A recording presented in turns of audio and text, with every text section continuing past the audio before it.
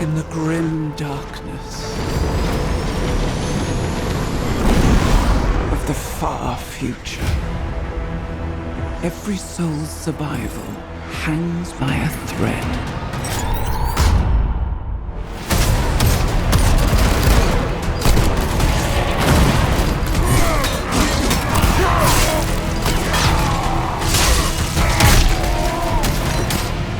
Mankind is beset by endless tides of aliens, traitors, and demons.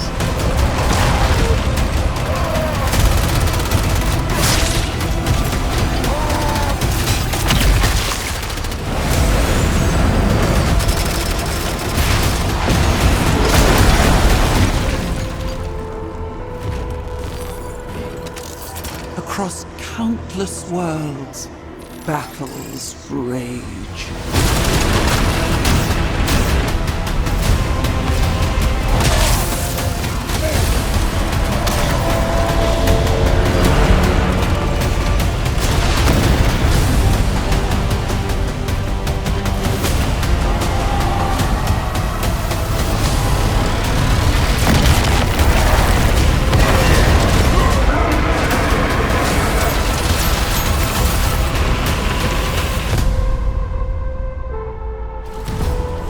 Lead your armies.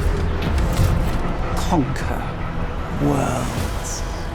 Fight on as the galaxy burns.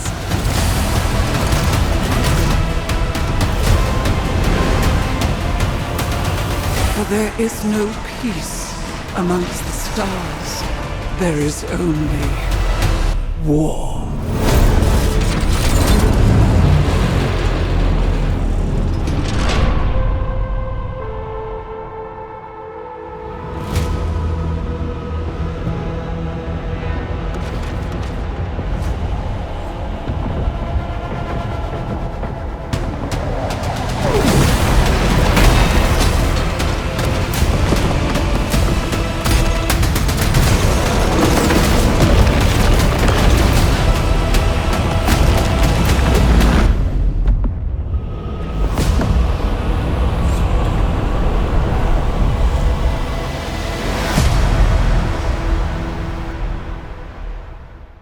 So there we have it. Total War Warhammer 40k. It's no longer rumor, it's no longer speculation, it's the next Total War title. And today I'm going to be going through the blog post that got shared alongside the announcement trailer, share my thoughts and impressions as we go through. I'm going to do a bit of a deeper dive into kind of how I see some of the mechanics working. In fact, it's actually going to be part of a podcast recording that I did with the chaps from Expertise is Overrated. We did it live on stream last Friday.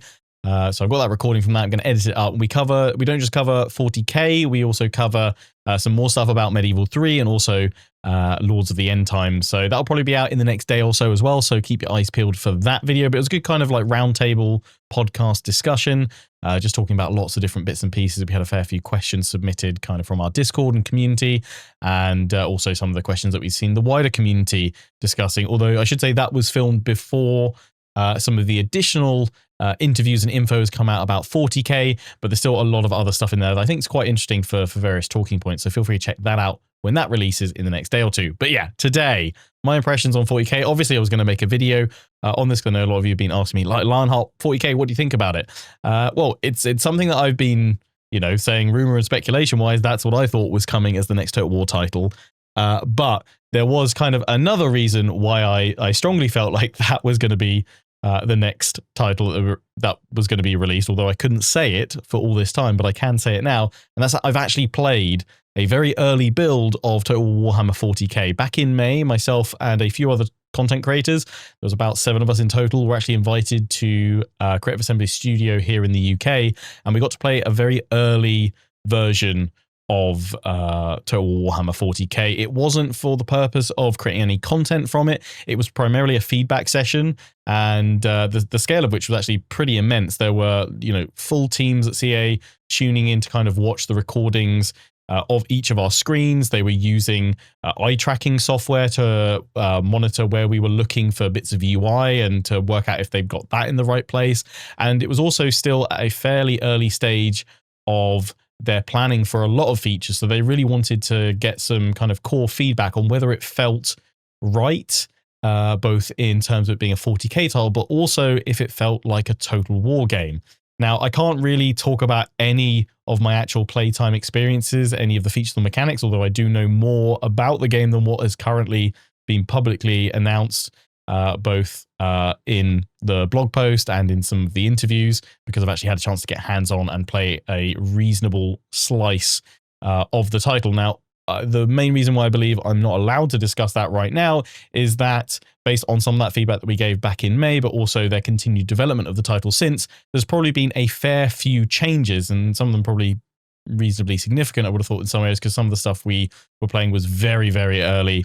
So I imagine that is why, broadly, I can't discuss the features and add more in-depth detail to the discussion about some of the things that they've got in this blog, even though I know more of that right now, which is kind of a bit of a weird one to kind of think about when I'm sharing my thoughts and impressions. So I'm like, oh yeah, I really want to say that, but oh no, I can't say that because it hasn't been said yet.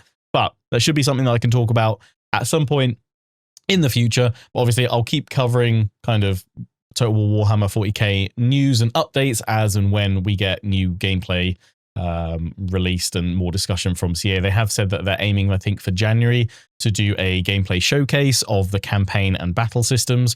So that will obviously be another point to come back and have a discussion and take a look at that as well. But anyway, let's dive on into the blog post. I should say, before we dive on in, did you get it right? Did you guess correctly? Did you think it was going to be 40k Total War? Did you think it was going to be Lord of the Rings, Star Wars, any of the other numerous rumors and speculation that was flying around?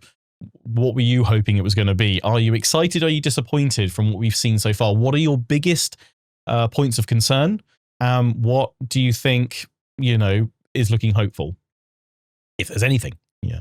Right. Let's dive on in. So obviously this was done at the Game Awards. It was originally meant to be as part of their 25th anniversary showcase, but assuming they got a slot given to them, or, they were given the opportunity to purchase a slot at the Game Awards, and they were like, yeah, that's a good place to announce our next major title, especially if it's going to be 40k. So obviously that's when it eventually got announced. I didn't actually stay up to watch that. I just saw all the trailers and everything else the next day, but kind of, again, knew it was coming, knew this was coming. That's when they throw a curveball and go, oh no, it's something else. Yeah, we just brought you in to really mess you about there. But obviously that announced trailer. I think that's a really cool trailer. I think it's Gwendolyn Christie doing the narrator there, which, yeah, thought that was really good. Really set the scene nicely. So let's just dive into what we're discussing here. So it says, please note, gameplay is from a pre-alpha early version of the game. I'm assuming that's obviously a fair bit along from, what I played back in May. But yeah, their vision. For the first time in our history, Total War is heading into the far future. We're bringing everything that you love about the series, deep strategy, cinematic battles, and meaningful choices into the brutal, battle-scarred galaxy of Warhammer 40k. This isn't just a new setting for us, it's a whole new way to experience Total War. You'll command armies across a vast galactic sandbox, forging your own warpath among the stars, with the aim of bending the galaxy to your will in an age of relentless conflict. Our ambition is clear: to create the ultimate strategy experience for Warhammer 40k's universe. Over time, this game will grow into a sprawling galactic battlefield packed with iconic heroes, fearsome war machines, and richly detailed worlds from this beloved fantasy setting. So, I mean, that's obviously a hint. It's not going to be any surprise to anyone, really. And if it is a surprise, I'm not sure what rock you've been living under, to be honest. But yeah, this is going to be a DLC printing machine for them. I mean, love it or hate it, the DLC policy. I would expect them to take a similar leaf from what they've developed with the Warhammer trilogy over the years. Not necessarily exactly following the same kind of form of the same DLC styled packs, but the basic premise being that there's going to be a lot of DLC. There's obviously a lot of factions for them to include in Warhammer 40k. It's obviously still a very, very much an active IP of Games Workshop. They're constantly bringing out new stuff, so I wouldn't be surprised if they eventually look into tie stuff that they release in physical form that you can, I don't know. I mean, I always thought with the Warhammer trilogy to a degree, but I guess it was because the old world has only just come back now, but Warhammer Fantasy was dead when Warhammer 1 first came out, but I always thought they kind of missed a trick by not tying in, buy a physical box of Lizardmen and you get a key for, some Regiments Renown or something like that, exclusive content to unlock that way. And the only time they did kind of do something like that was with the early access essentially to Grombrindle. His code was given out in an edition of White Dwarf 1 month, and for 1 month the only way that you could get him was by buying the latest version of White Dwarf. Then they just released him fully to everyone anyway, but it was kind of like a exclusive thing there. So I don't know if they maybe do like a timed exclusive that way. But I mean, I'm not necessarily saying that's how I want them to do it. Go buy some physical Warhammer to then get this in game. But I wouldn't be surprised if they did do those kinds of tie-ins, to be honest. But broadly, obviously, they're going to be adding in all the major races through DLC across. I mean, I don't know. How long do you think the life cycle of this is going to be? Are we still going to be talking about this in 15, 20 years? I was about to say 10, but I was like, I can easily see this going for 10 years comfortably. I mean, I'm not even sure they'll get through all the various races and stuff in that time.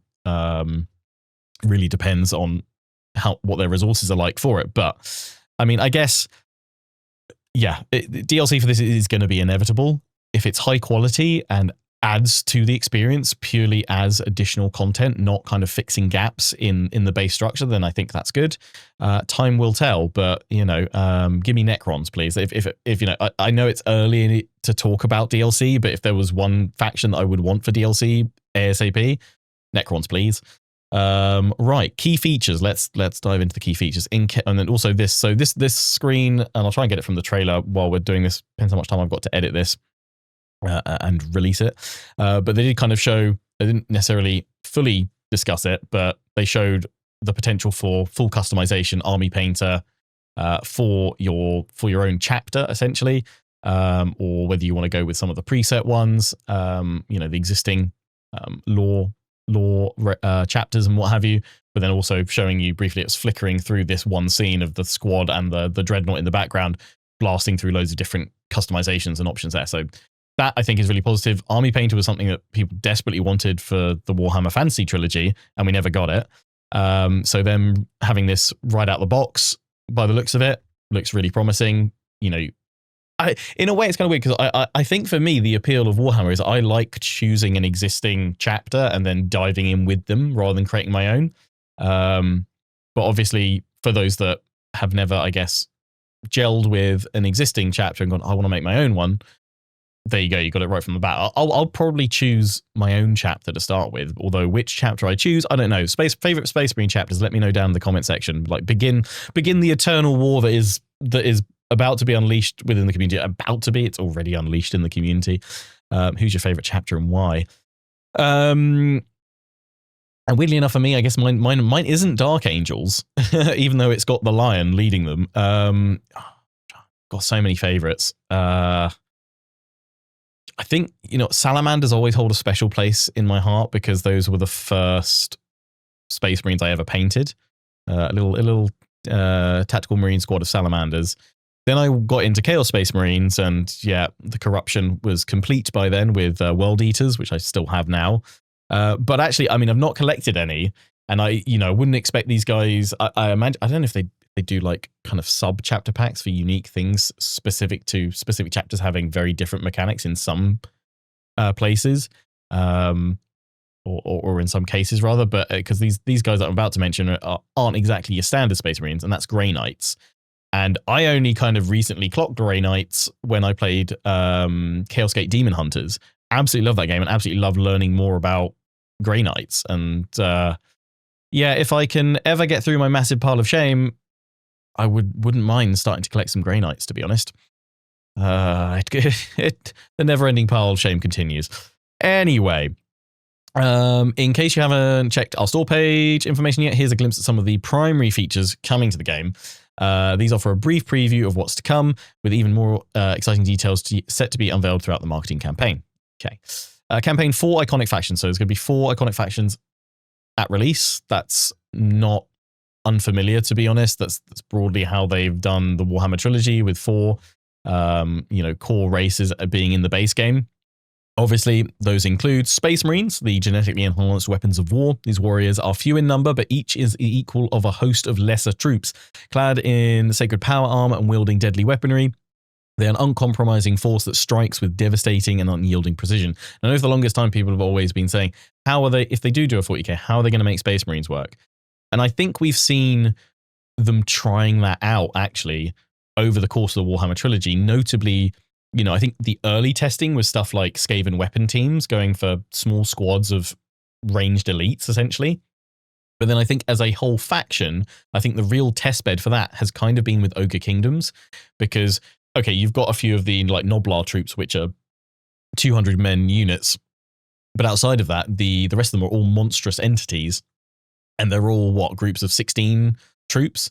So they're very small, very limited. Your armies are very small in terms of unit count, but they're incredibly powerful.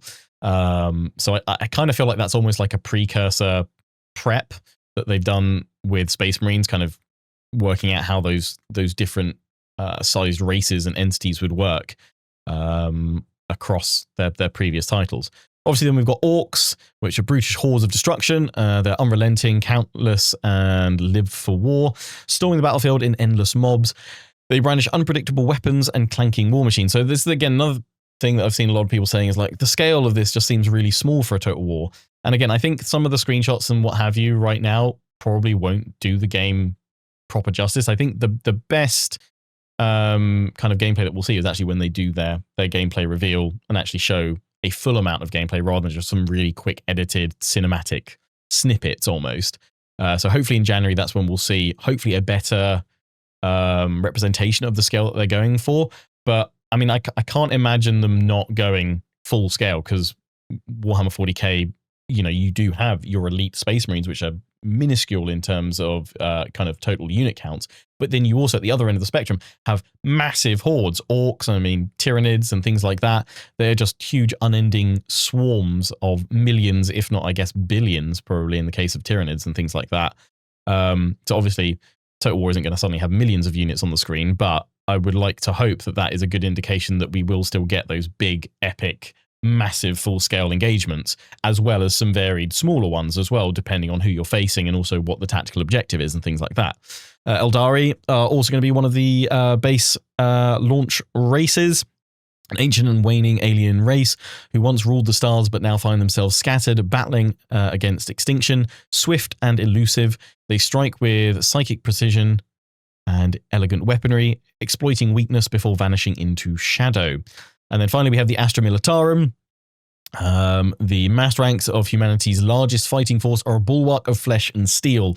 Their legions of soldiers march beneath the roar of battle tanks and the thunder of artillery, grinding enemies into ruin with discipline, fury, and sheer determination.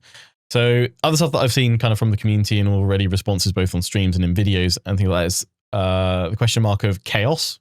Where's chaos? I mean, I don't know if they're going to go for like a fifth race like reveal. They do often tend to hold something back in their marketing. I mean, for the longest time, Warhammer 2, the fourth race was never spoken about because they were trying to build up this kind of marketing ploy of the whole Skaven being secretive and no one really believing that the rat men were real and things like that. So I don't know if maybe they're purposely leaving out chaos or whether it's meant to be a day one DLC or something like that. Time will tell. If not, then I guess, obviously it's going to be something they expand into with their DLC in the future. What factions do you want to see in the game? Are there any surprises there between Space Marines, Orcs, Eldari, and Astra Militarum? Let me know. As I know some people have already said they assume Space Marines would be attached to Astra Militarum, or rather Astra Militarum would be attached to Space Marines, so that you'd have your elite squads of Space Marines, and you'd have to kind of support and bulk them out with lots of Imperial Guard and things like that. But this way you've got them actually fully separated, which I think probably makes more sense, to be honest, as that's often how stuff like Dawn of War have done that splitting of forces and factions as well. Customize your war machine. So step into battle with renowned sub-factions and warlords from the Warhammer 40k universe, or forge your own custom army with an unparalleled set of customization options that bring the tabletop freedom to life. Personalize your army, name your warband, choose your colors, and emblazon your regiments with an array of iconography that strikes fear into the hearts of your enemies.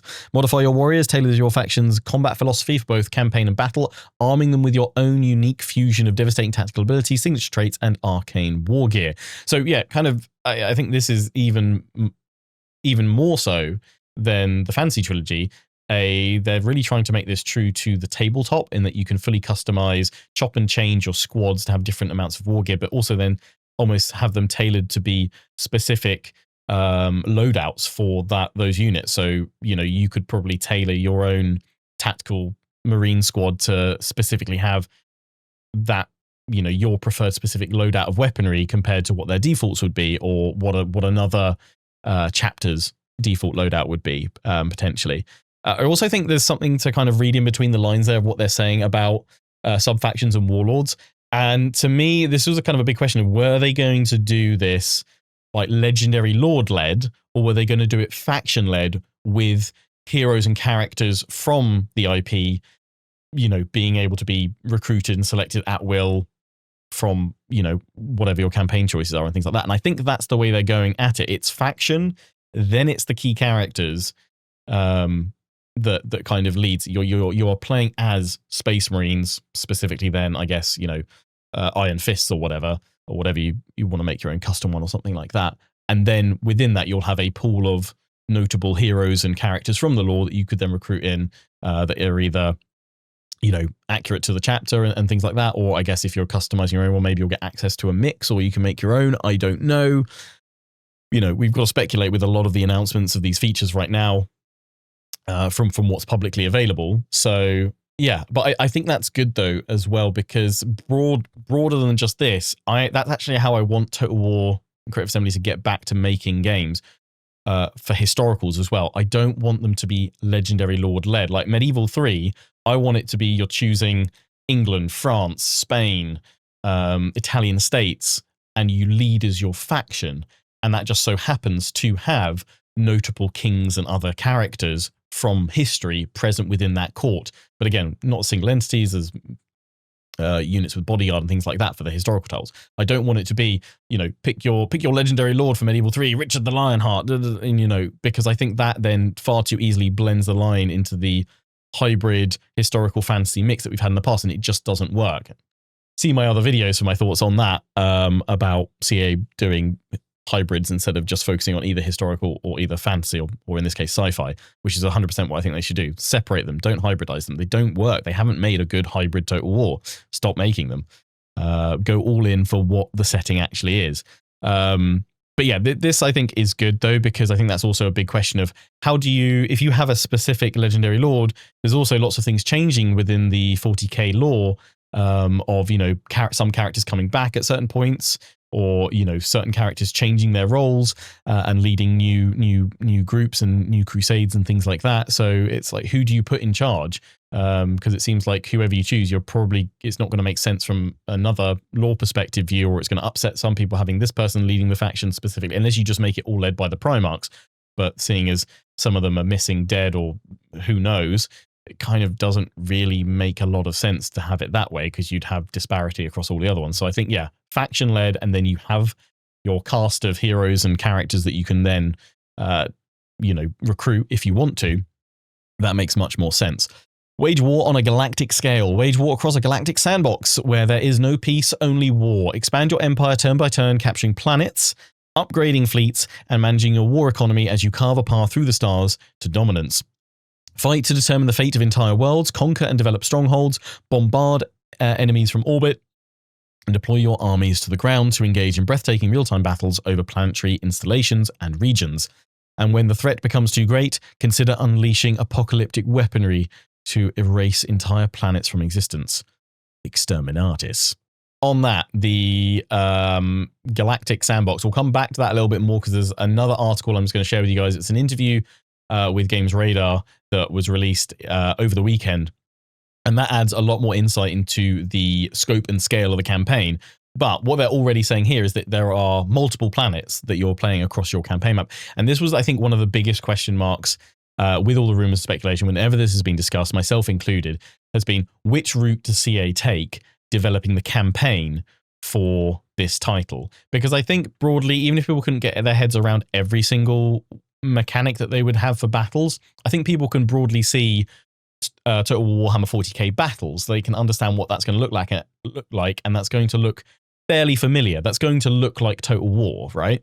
I think the campaign is the biggest thing where people go, is that going to still be a Total War game, or is it going to be something broader, something deeper perhaps in strategy? Is it actually, in my opinion, going to be their first real case of developing a proper grand strategy title rather than just having a fairly straightforward campaign? And this sounds like they've gone for that ambitious option, because I always said they have the two options. Either they go ambitious and they have it across a solar system or a galaxy, and there's various layers to it, or they go for I would say the safe option, which is something like Dark Crusade, where they focus it all on one planet and they make up a narrative that says there's an ancient artifact at the core and all these races have turned up and they're all fighting over regions and what have you to find this artifact or whatever. So, that's broadly what I thought they'd do as a safe way of doing something familiar, because they would essentially create something similar to Immortal Empire's nice big old map, and you'd be conquering settlements, outpost bases, or something along those lines to move across the campaign map board as such, and then fighting in battles. And that's, I wasn't necessarily hoping for that being the option, but I was sort of resigned to accept that would be, the safe option for them to go for, and potentially quite likely for them to go for, because it would be familiar. But thankfully, I think they've gone for the right choice, which is to go for something ambitious. And I mean, I'm getting Empire Total War vibes again in terms of the ambition that they're going for with this. And they didn't manage to pull it all off with Empire Total War. There's no question. They tried naval battles through multiple theaters of war, proper gunpowder mechanics for the first time, and it didn't all quite come together. But despite Empire being a janky mess, I still love the ambition and the scope and scale that they went for with that. So obviously I hope that it's a much tighter, better experience than Empire Total War, but I am kind of cautiously optimistic that they're going for the ambitious route of making it, sprawling planets, solar systems, maybe even up to a galaxy level that we're going to be campaigning across, because that's exciting. So engage in devastating combat. Command vast armies of battle-hardened warriors in brutal tactical engagements across war-torn worlds, featuring distinct biomes, battlefield types, and dynamic destruction. Recruit from a deadly arsenal of faction-specific units, including powerful veterans, elite combat squads, towering walkers, and immense war machines. When the going gets tough, call in reinforcements to reignite your war effort. Strategically deploy powerful abilities to dominate the flow of battle, from haphazard artillery bombardments to aerial strafing runs and laser-powered strikes. Every impact reshapes the terrain, creating new cover and fresh tactical opportunities. So obviously, you can't really have 40k without some kind of cover, mechanic, and system.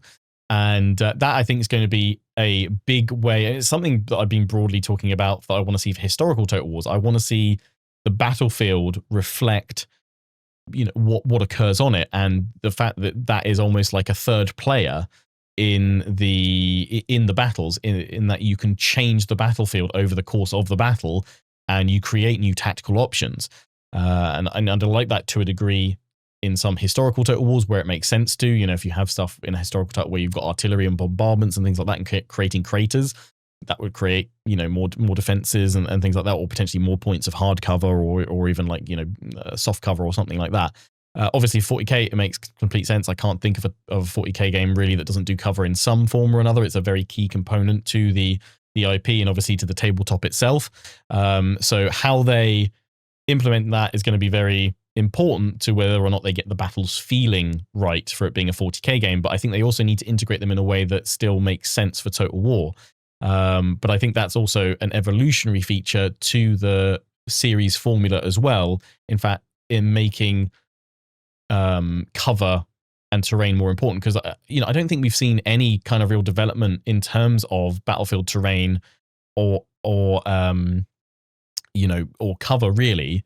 I mean, there was a little bit of terrain changes in Troy and then in Pharaoh to make the terrain impact a little bit more significant. But I'd almost argue that there's not been really much of a change since Empire Total War, where you had dockable walls that troops could go and sit on. And then you had a few buildings that they could go and garrison and things like that, which was pretty short-lived. I think by Rome Total War, or Rome 2 rather, we only had there was only one garrisonable building in the whole game if it spawned in the map. There was meant to be a lot more, I believe, but we never saw any more of that. And then I think it disappeared from future ones. Or did the Three Kingdoms have little platforms that you could go on as well? I can't remember. But yeah, I feel like, garrisonable buildings, potentially. I don't know if that's part of the cover system, but also, I think it'll be really interesting to see if you've got some structures and they get destroyed, that turns into new forms of cover that you can use. I don't know if they're going to quite have the system where essentially you can create new pathways through a map. Say there's a row of buildings and you blast your way through. Can you then walk through the rubble? I don't know if that's too much of a challenge for pathfinding and AI and things like that. I would love that opportunity though, because, let's create a new path. We're being bogged down, suppressed by the enemy up here. We can't push forward that way. Let's blow through those buildings that way and flank them. That would be ideal. Obviously, maybe they get around that by if that's something that the engine can't handle with, but I kind of hope it is, by the fact that you'll have aerial units and things like that and jump packs so you can jump over to the next street over or something like that if you're fighting in big cityscapes and things like that. So yeah, more needs to be seen on that to see what the impact's like. But overall, if it's implemented in a good way, cover's hopefully going to really change up that battlefield dynamic in battles. A note from the game director. I can tell you how incredible it feels. Can't tell you how incredible it feels to finally share this with you. Total War is heading to Warhammer 40k's universe. For so many of us in the team, this isn't just another project. It's a dream come true. We've spent years imagining what Total War could look like in the grim darkness of the far future, and now we're in the process of making it reality. A lot of us are lifelong Warhammer 40k fans, so this is personal. We want to do justice to the scale, the drama, and the sheer intensity of this universe while staying true to what makes Total War special. It's the start of a brand new chapter for the franchise, and we couldn't be more excited to go on this galactic journey with you. We'll have more to share, and we can't wait to hear what you think. Okay, and that's from Attila. There's the main image as well, and from that you can probably save yourself a nice desktop background if you want to. You can see all of them fighting all over a rocky outcrop of bodies, corpses. Lovely, very 40k. Over the past 25 years, Total War, we've had the privilege of collaborating with incredible creative minds who offer a variety of crafts, artists, composers, writers, people who can bring the worlds to life with a single brushstroke. A ripple of melody, a line of text. This project is no different. So when it comes to announcing our key art, we set out to create something that truly captures the spirit of 40k, bold, unmistakable, and steeped in the iconic grimdark aesthetic that defines the setting. To this, and we enlisted the help of none other than the legendary Paul Dainton to create this masterpiece. We do so ourselves. I mean, that's a pretty cool piece of key art. All the 4 major factions represented. Nice. Tune in on December 16th for more information. Okay, so I'm going to be doing another one of these rambles later on this week. So stay tuned for that. They are going to be doing a small roundtable with members of the development team. It won't be a big gameplay deep dive, but an opportunity to share some early insights on the project and see how they're bringing the setting to life. That update will be the last for the game until spring. When we're back, the plan is to kick off our campaign with a bang, starting with an in-depth look at both campaign and battle gameplay. I mentioned that earlier. Can't wait to share what we've been working on. It'll be worth the wait. We hope so. So briefly go through the FAQ and then we'll briefly skim through the game's radar piece before we kind of wrap things up for now. So FAQ, what is the release date? They are not sharing a release date at this time, but we'll have lots more to talk about in 2026. I mean, I'm kind of thinking it's going to be like Q1, Q2, 2027. They typically tend to look to release their games in and around end of Q3 or end of Q1 most of the time. There are a few outliers to that formula, but broadly speaking, they tend to release sort of September or sort of March, April time is typically when they've done most of their major releases. So, if they're going to go for a Q3 2026, I don't know. I don't think so. That feels too soon. But I guess it depends how much they've developed, certainly since what I saw in May. And I guess once we see what they reveal in the new year in the spring, that'll potentially give a good idea. I definitely feel like they're not. I mean, they've certainly fallen into the trap of announcing release dates early and then having to delay them many times over the years. I would currently, I feel from what we've been told and what we've been shown, I'm feeling, Q1 2027. So that sort of March, April 2027 it would be when I would sort of bet I would have thought this is coming out. I mean, I'd be happy to be surprised if it comes out earlier, if it's ready. But yeah, I don't think, I think the major release next year is going to be Lords of the End Times for Warhammer 3. I think this is going to be 2027. At the earliest, kind of. At some point, I don't really see this going into 2028, but I guess it depends once we really see how much stuff they've still got to work on. But yeah, I'll say Q1 2027. What's your bet? Which platforms will Total Warhammer 40k be available on? It will be available on PC, PlayStation 5, and Xbox Series X and S consoles. So obviously this is the other thing, because it's on their brand new engine Warcore, which again, if you want to know more about that, feel free to check out my other video. I'll have it linked in the description, talking about all the announcements made in their showcase. But part of the proposed benefit of this new engine is that it will allow them to develop for console as well. I'm remaining hopeful that means fully retaining the core PC experience without any detrimental impact on that. What I am hoping is that they take the same route of things like Crusader Kings 3, where that's on console, and if an in-depth grand strategy like CK3 can be on console without losing any of its features, then I cannot see what the argument would be for Total War not to be that same parity. Obviously, a lot of people say, well, that's all well and good, Lionheart, but it starts at a development level where they actually start thinking about how they're going to design things, and they actually then start thinking about designing things in a lesser capacity, in less breadth and depth, because they know that it needs to be, more streamlined for consoles. I hope truly that they are not making that fundamental mistake. And I kind of feel like they're not that stupid to make that kind of mistake, because their core audience has and always will be, I firmly believe, PC gamers. And if they lessen that experience at a developmental, at a design level, that's going to be the end of them in time. Although, I guess we could have said that it's going to be the end of them for various, controversies and issues that they've had over the years, and then they're still going now. But I think that would really be the final straw for a lot of players if, evidently they go, yeah, we're going to strip out this or reduce the depth of this feature. What if anything, most players want is more depth, more meaningful depth, more interconnectivity of systems and mechanics that require additional strategic layers and depth. So I don't know. I might just be thinking far too hopefully here. I hope I'm not proved wrong. I hope that, they are still going to deliver that core PC experience, and say this nicely, I want console to be an afterthought, really. It's make the full fat Total War experience and then be like, all right, yeah, put it on console. We might need to move some of the elements around on the UI so it works on console. I mean, broadly for Crusader Kings 3, again, to take as an example, that has a very different UI layout compared to PC. And that is what I would hope would be the major defining difference between the PC and, say, the PlayStation version, is that the UI is completely different, and obviously it works with a controller. I mean, maybe that's a benefit that the PC version would get, a controller support. Does anyone want to play Total War, though, with a controller? And they've tried it out over the years. Total War Attila had controller support, but I can't think of anyone that ever went, oh, you know what I'm going to do? I'm going to play as the Huns with a controller. Yeah. Have to wait and see more on that to see what the feature set is like. And I think they, and I said this as feedback back in May, when we found out, a small group of creators found out they would be also developing for console as well. We all told them in one of the feedback sessions that you need to get out ahead very early and explain exactly what it means to develop Total War on console.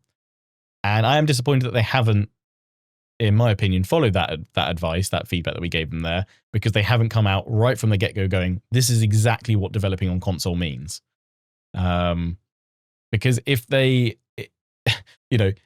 if they leave it too long and there's a lot of kickback about people being confused as to what it means, and, the pot keeps getting stirred because people, rightly so, fear that it means dumbed down mechanics, less features, less core Total War experience, I'll just be sitting here saying, I told you told you so. You know, you need to come out very quickly. And I would hope that maybe they address it a little bit in this little roundtable that they mentioned on the 16th. At the absolute latest, it needs to be in that spring gameplay showcase, 100%, because otherwise, if they're not answering it and not tackling the question, it just makes a lot of the community believe that there are some pretty hefty negatives coming along with developing for console. And I hope that's not the case. I hope, if anything, it means that all of those, I've seen hundreds of comments over the years on my content saying, oh, I'd love to play these games, but I don't have a PC. I've only got console. I'd love to dive into Total War. What I hope that, you know, the impact of this is only positive, basically, in that it means more players can finally experience Total War. Yeah, it'll be a lesser experience on console, but you'll still get to play Total War. Right. Where are the Chaos Space Marines? Whilst they're not in the game at launch, they'll absolutely be part of the plans at some point, along with all the other iconic factions from the setting. Yeah, because they've got like plans for 10 to 15 to potentially... I mean, again, come back to that original question I mentioned earlier on. How long do you think... What's the lifespan of this game? How long do you think they're going to be developing it for? As long as people want to keep buying stuff for? I mean, that's... How long's a piece of string, basically? I mean, Games Workshop are still actively supporting the IP and still bringing out brand new stuff and changing bits of the lore. Like, will we eventually get to a point, you know, will they do an expansion where it's the 500 planets of Ultramar and tie into that? You know, is that the possibilities of where we can go with this? How big is it going to be? How far is it going to go? But yeah, I mean, I feel like obviously there are some races that are going to be a bit more prominent and probably ones that they need to focus on getting out sooner rather than later. That's for sure. Will there be a pre-order DLC? No, but more detail about pre-order bonuses will be revealed in 2026. Okay.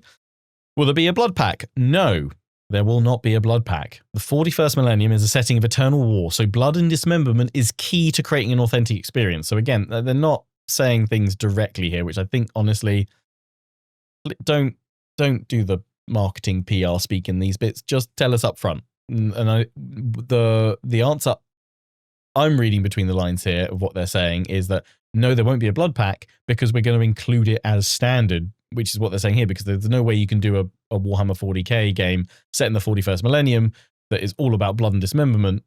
You can't do that with a blood pack. You can't add that. It's not an add-on experience. It's a core part of the experience right from the get-go. So I would like to think that this is finally the end of blood packs and they're actually accepting the fact that, you know what, we can take that leap into having our games at 18 plus rated, because that's what they've always said is the excuse for blood packs, that it would increase their rating above. They wanted to keep it at a 16 plus and not go up to an 18 plus. I would think the part of the reason why now hopefully they're willing to do that, go up to 18 plus as the standard going forward and not need a blood pack, they'll just make it baked in from the start, is that because they're now developing for console as well, the probably teeny tiny percentage of players lost in that 16 to 18 gap that they're going to lose out on, which I don't think they really would have done anyway. People's parents would probably buy the game for them anyway, then skirt around the age restrictions and stuff like that anyway. I've never felt it's a particularly strong argument for it, because are age ratings truly ever, I mean, maybe there's data and reports to support it, but is that really actually making a big impact on sales? But that's what they've always said is the thing, that they wanted to maximize their core demographic 16 plus. But if there was any truth to that, they're more than going to make up for that by having console, by expanding onto console. I mean, I don't know how many console players are out there, but even if just a fraction of them pick up Total War on console, that's going to more than make up for what they'd lose out by jumping up from 16 plus to 18 plus. So I think that's also partly the reason why they're doing it as well. Will the game allow modding? Yes, our intent is to support modding on Steam Workshop from launch. However, because of the new Warcore engine, the official modding tools will come at a later point. We'll share more on how we plan to support close to launch. Again, I think there's going to be some fairly hefty restrictions on what can be supported in terms of modding, what people will be allowed to do, because Games Workshop don't like people changing up the IP. We've seen it with the Warhammer Fantasy Trilogy. Obviously, there's a very healthy modding community there with overhauls and stuff, but you can't suddenly mod in like a Lord of the Rings overhaul for the Warhammer Trilogy because Games Workshop don't like, the injection of other IPs on top of theirs. So, I would hope that we see at least as much modability as we have with the Warhammer Trilogy, but hopefully more because of the better engine support, the improvements made to it from a a tech standpoint and everything else. What are the PC specifications? We don't have any at the moment. Yeah, close to launch. Yeah, I mean, that's fair. Best way to keep up to date, all their socials and stuff like that. Now, just very briefly want to jump to this article, which is a write-up of an interview that Games Radar did with Creative Assembly, and I'll link to this in the description as well. I'm not going to go all the way through it, but the main thing I want to highlight, okay, it's here. Some elements of 40k lend themselves to Total War naturally. As Man points out, individual tabletop sorties are similar in nature to Creative Assembly's real-time battles, moments of action within a bigger picture, but achieving a galaxy-wide campaign is something far beyond the series' usual wheelhouse. As Total War Warhammer 40k took form, the scale soon became apparent. One planet became several planets became a solar system, and a solar system became an entire galaxy. So, I mean, I don't know if they're fully confirming that, but they potentially started with the idea of doing it all on one planet and then expanded out because it didn't feel right just to be isolated to one planet. Obviously, there's plenty of stories and actions that occurred just on one planet, but broadly, the wealth and depth of 40k and its IP is galaxy spanning. So it says, you're fighting across multiple planets, multiple front lines, engaging in battles against one another. All these things are part of the IP. This little battle means nothing in the grand scheme of things. So let's take that upper layer and let's go even further. Let's say that this place where you're fighting, this flashpoint, is part of a grander campaign. So we're now working at a galaxy level, saying, yeah, you won that campaign, you're done, and this is your territory and you own that section, but there's still more campaigns to fight. So broadly, yeah, that takes into what we've seen discussed in other places, and we can see the screenshot of the various little planets there. Again, find links to all this in the description. But the idea is, yeah, it seems like you will dive into a campaign which will play out across several planets or, across a large solar system. Once you complete that campaign, and that campaign is a traditional Total War experience, they've talked about them being varying lengths of depth. Some of them are really big campaigns, similar to past Total War experiences. Other ones are shorter ones meant to be played in like a single evening or across 1 or 2 sessions. And once you're done with that, you then come back up to this other layer, this galaxy layer, where you can then launch off into another campaign or another series of campaigns and flashpoints as they present, opportunities to dive into other sections. They spoke about different, obviously the different types of campaign, but they also said there would also be battle-only flashpoints where it would just be the culmination of a singular battle. You need to go in and just fight a key battle. So it'll be interesting to see how that plays out and whether those will be more narrative, almost like kind of quest battles that we've seen of the past with very specific objectives. So just picking out another bit here, it says, Andy Hall points to Crusade theatres, which will drive Total Warhammer 40k's narrative. Players will be briefed on what's going on and what other forces are involved and why and what's in store for wading into that crusade. It's within the context of that crusade theatre, who's winning, who's not, that will reveal slowly what the narrative is. We've got a more tightly focused onboarding narrative, much like we did with Warhammer 3, that they're currently developing, and that's going to feed into the canon of 40k. So that's pretty cool. Okay, so they're going to do, a very, narrative canon focused onboarding campaign, similar to the Lost God. If you're not unfamiliar, they did the Lost God campaign, which was the prologue campaign for Warhammer 3. It takes a couple of hours to play through. They're going to do something like that, which will get you into the game, and then it will expand out into this full galaxy map with numerous crusades. Within each of those crusades are multiple campaigns to dive into. So just from my perspective, just trying to think, how do I create content of this? That to me already makes me think, what does a Let's Play look like?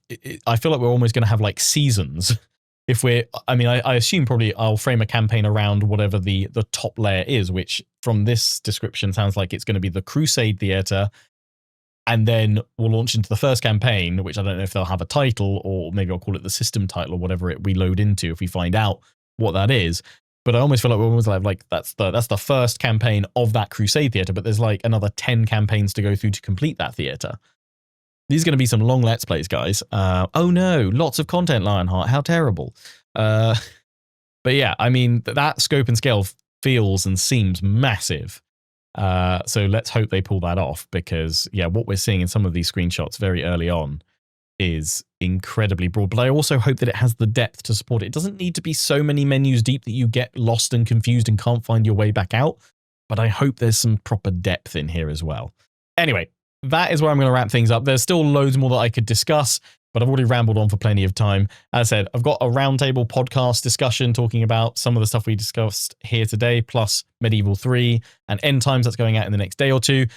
Plus, once they do their roundtable on the 16th, I'll follow up probably a day or two after with my own thoughts on that, if there's some key new info being shared in that. So yeah, let me know your thoughts. Obviously, I'm a fan of Warhammer 40k anyway. I'm excited about them going into 40k with Total War. I hope, though, that they manage to shape this into an enjoyable experience that Total War players can be familiar with while still pushing the series forward. Because I think that's the danger of, do they develop this almost so far into being a 40k game that it doesn't really fully represent a Total War game? I think, as I said, there's enough crossover design pillars that from both sides that they can. It is a good match. But I just hope that it's an enjoyable one for existing players that have been waiting for this. So yeah, let me know your thoughts, and I will catch you all in the next one. Until then, take care, and ciao for now.